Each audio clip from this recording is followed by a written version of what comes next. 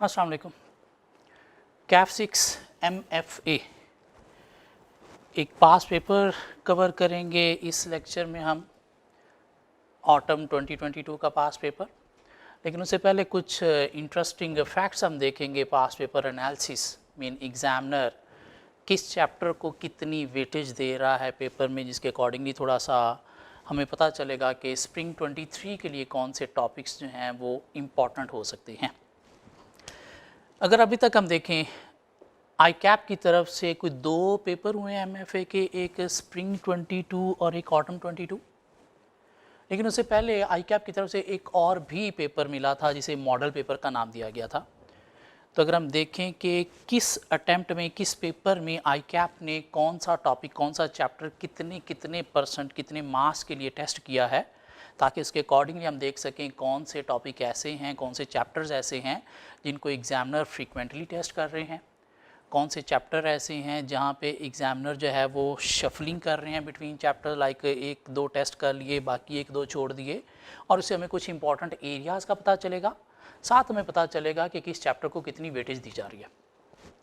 अगर हम अपनी कैफ 6 MFA की आई कैप की बुक देखें तो आई कैप की बुक में टोटल 17 चैप्टर्स हैं, चैप्टर 1 टू चैप्टर 17, जिसमें फर्स्ट 9 चैप्टर जो हमारे पास वो मैनेजरियल एनालिसिस का पोर्शन है, और चैप्टर 10 टू 17 हमारे पास जो है वो नेक्स्ट 8 चैप्टर फाइनेंशियल एनालिसिस का पोर्शन है, जिसमें चैप्टर 10 एक स्टैट का चैप्टर भी है।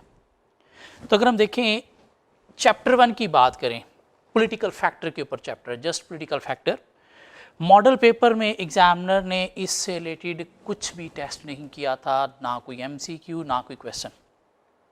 स्प्रिंग 2022 में देखा जाए तो 2 नंबर के लिए उसने क्या किया था, जस्ट MCQs में टेस्ट किया था, कोई लॉन्ग क्वेश्चन इसके ऊपर नहीं दिया। अब अगर हम ऑटम 2022 की बात करें तो वहाँ पे एग्जामिनर ने चैप्टर 1 से रिलेटेड 8 नंबर का एक क्वेश्चन टेस्ट किया, दो वो स्ट्रेट फॉरवर्ड क्वेश्चन था।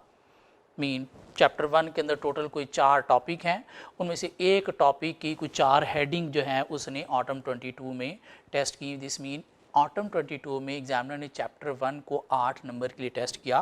दिस मीन ये जो चैप्टर 1 टू 5 हैं ये हमारे लिए इंपॉर्टेंट हैं। यहाँ से एक क्वेश्चन भी अगर आता है 5 से 8 नंबर, 5 से 10 नंबर, तो हमारे लिए बहुत इंपॉर्टेंट है। चैप्टर 2 की बात करें तो चैप्टर 2 को अभी तक एग्जामिनर ने बिल्कुल टच नहीं किया।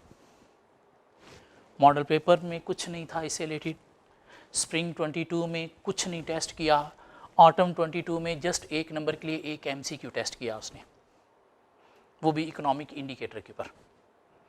तो माइट बी कमिंग अटेम्प्ट में स्प्रिंग 23 में एग्जामिनर इसके ऊपर कोई क्वेश्चन टेस्ट कर सकते हैं। चैप्टर 3 की बात करें जिसके अंदर हमारे पास सोशल फैक्टर और लीगल फैक्टर हैं, टोटली एग्जामिनर ने इग्नोर किया हुआ है। ना मॉडल पेपर में इससे रिलेटेड कुछ था, ना स्प्रिंग 22 में इससे रिलेटेड कुछ था, और ना ऑटम 22 में एग्जामिनर ने कुछ टेस्ट किया। This mean last time autumn 22 में अगर उसने चैप्टर 1 टेस्ट किया है तो चैप्टर 2, 3 में से क्वेश्चन छोटा 5-7 नंबर का टेस्ट हो सकता है। इसलिए इनके अंदर जो टॉपिक हैं उनके हेडिंग्स लर्न करें, उनका कॉन्सेप्ट लें, ज़्यादा रटा शटा लगाने की ज़रूरत नहीं है, जस्ट हेडिंग जो है वो लर्न करनी है आपने, हेडिंग के नाम और उनका कॉन्सेप्ट होना चाहिए। चैप्टर 4 की बात करें, IT से रिलेटेड चैप्टर है जिसमें IT कंट्रोल्स हैं और डिफरेंट IT के सिस्टम्स हैं। उसको अगर देखा जाए तो मॉडल पेपर में उस रिलेटेड 2 नंबर के MCQs थे। स्प्रिंग 22 में एग्जामिनर ने 7 नंबर के लिए डिफरेंट IT बेस्ड सिस्टम हैं, उन सिस्टम के ऊपर एक क्वेश्चन टेस्ट किया था, और ऑटम 22 में जस्ट 1 नंबर का MCQ आया है, वो भी वायरस की टाइप से रिलेटेड। चैप्टर 5 को देखा जाए तो एग्जामिनर इसको भी टोटली इग्नोर कर रहा है। डिसरप्टिव टेक्नोलॉजी से रिलेटेड एक छोटा सा चैप्टर है, मॉडल पेपर में बिल्कुल कुछ नहीं टेस्ट किया गया। हाँ, स्प्रिंग 22 में 1 नंबर का MCQ और ऑटम 22 में भी जस्ट 1 नंबर का MCQ, तो ये चैप्टर भी इंपॉर्टेंट है, यहाँ से भी कोई 4-5 नंबर का एक क्वेश्चन टेस्ट किया जा सकता है। सो चैप्टर 1 टू 5 को अगर देखा जाए तो दोनों पेपर में एग्जामिनर ने 7-8 नंबर का लॉन्ग क्वेश्चन टेस्ट किया है, स्प्रिंग 22 में चैप्टर 4 से और ऑटम 22 में चैप्टर 1 से। मीन 5 से 10 नंबर ये चैप्टर टेस्ट हुए हैं। चैप्टर 6 को देखा जाए क्या है, इसमें पेस्टल के ऊपर कुछ क्वेश्चंस हैं और कुछ नहीं है चैप्टर के अंदर, जस्ट पेस्टल मॉडल के ऊपर कुछ क्वेश्चंस हैं और कोई लर्न करने वाली चीज़ नहीं है। जस्ट उन क्वेश्चन के ऊपर आपने पेस्टल का नॉलेज अप्लाई करना है, मीन पेस्टल फैक्टर्स आइडेंटिफाई करने हैं। मॉडल पेपर में इससे रिलेटेड एक अच्छा खासा 9 नंबर का क्वेश्चन था, जबकि स्प्रिंग 22 में, ऑटम 22 में एग्जामिनर ने पेस्टल टेस्ट नहीं किया। दिस मीन ये पेस्टल मॉडल कमिंग अटेम्प्ट के लिए इंपॉर्टेंट है। आपके चैप्टर 1 to 9 को अगर देखा जाए तो इनमें कुछ टोटल 10 डिफरेंट मॉडल्स आते हैं। उन 10 मॉडल्स की बात करें तो उसमें एक मॉडल जो है वो आपके पास आता है पेस्टल, एक आता है पॉर्टर 5 फोर्सेस, एक मॉडल आता है वैल्यू चेन, एक मॉडल आता है स्वॉट, एक मॉडल आता है कैपेबिलिटी मॉडल,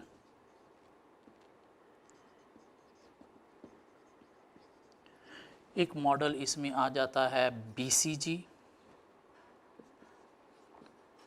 एक मॉडल इसमें आ जाता है लाइफ साइकिल,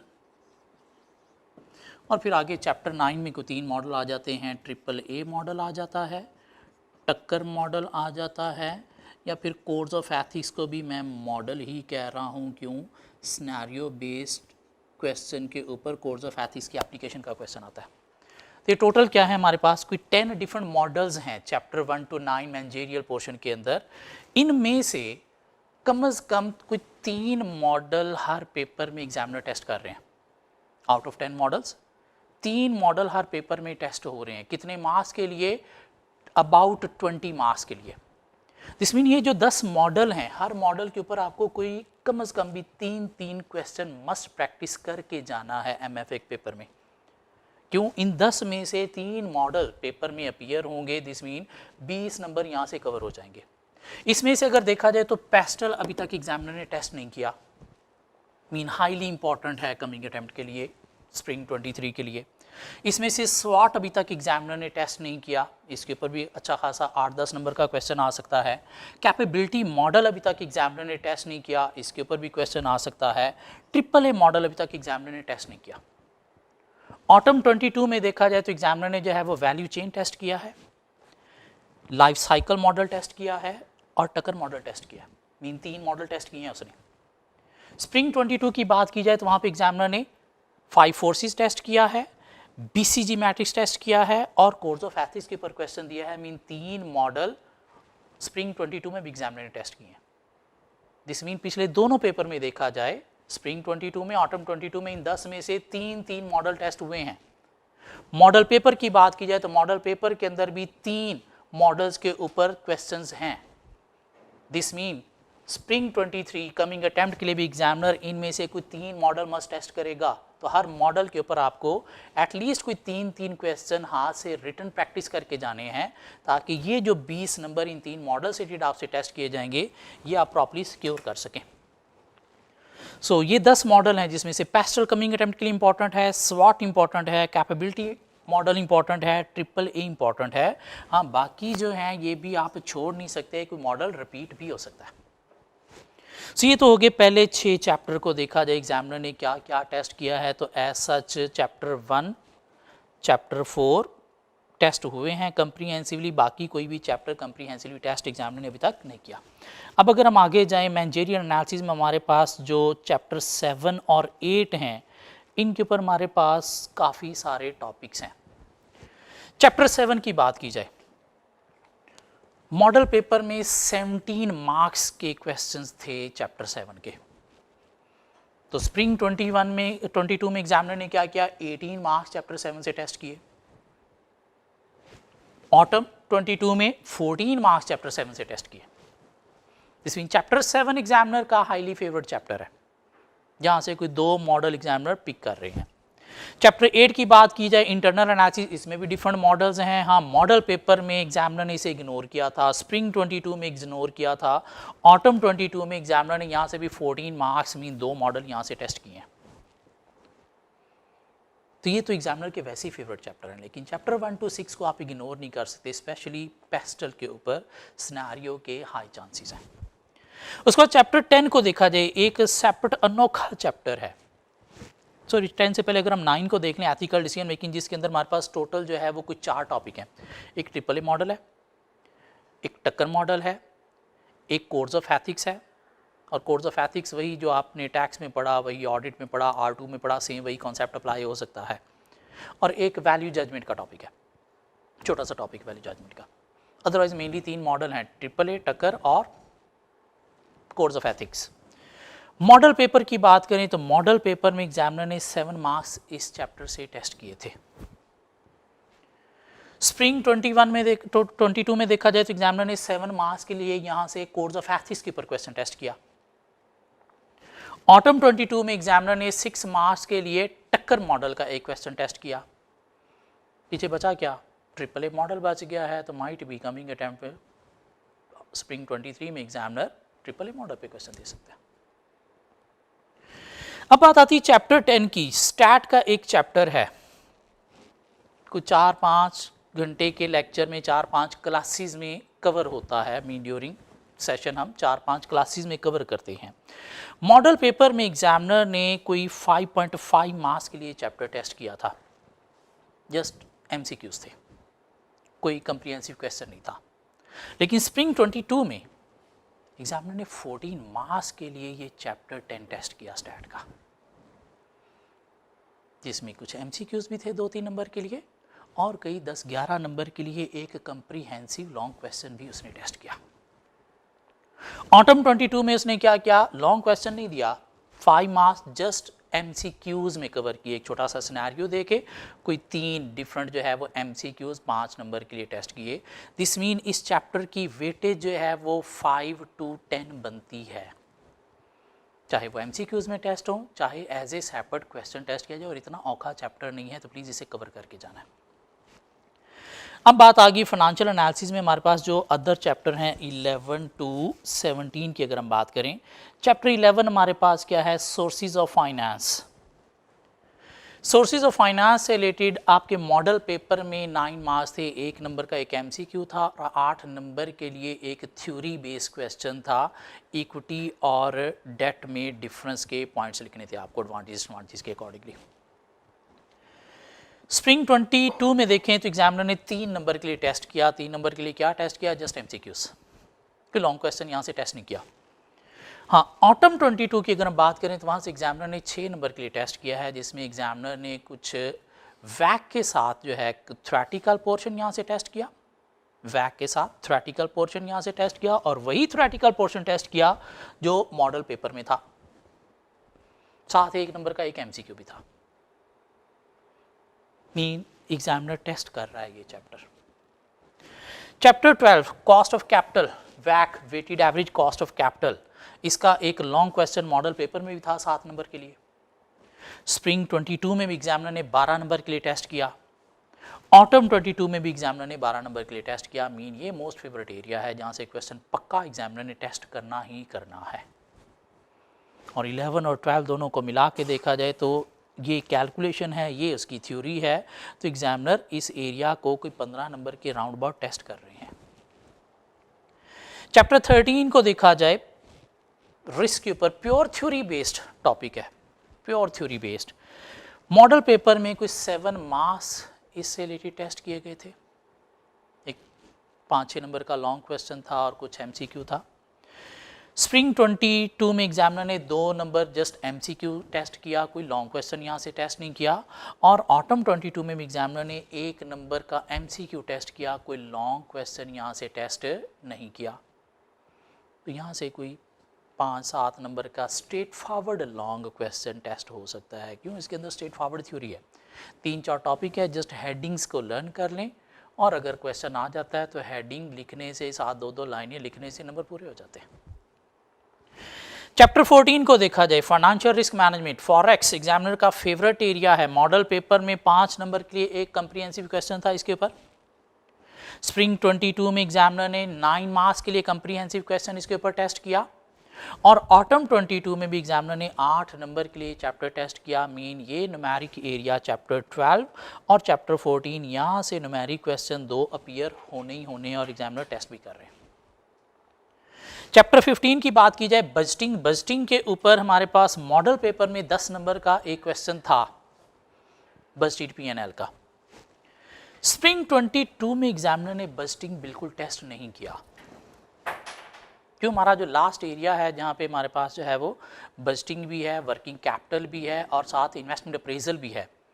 इन 3 एरियाज की जो वेटेज बनती है वो बनती है अबाउट 20-25 मार्क्स।